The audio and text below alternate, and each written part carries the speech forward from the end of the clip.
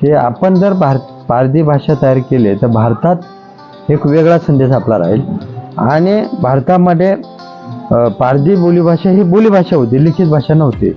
तर लिखित भाषा लिहिणारा हा पहिला मान मला मिळाला. म्हणजे पारधी भाषा ही लिखित नाहीये. नाही, ते लिखित आणणारा पहिला मी. आणि तो लिखित आणल्यानंतर त्याची प्रस्तावना, म्हणजे सुरुवातीला मला प्रस्तावना कोणी देत नव्हतं.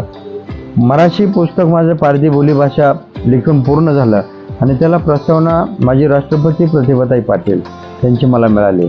म्हणजे रस्त्यावर मागून खाणारं पोर वाडगमाई म्हणता म्हणता एवढं मानत गेलं की त्याचं वाडगमाई शब्दाचं राष्ट्रपतींना दया आली आणि त्यांनी एवढी भरभरून प्रस्तावना छान रीतीने दिली की समाजाचा कलंकच पुसून गेला.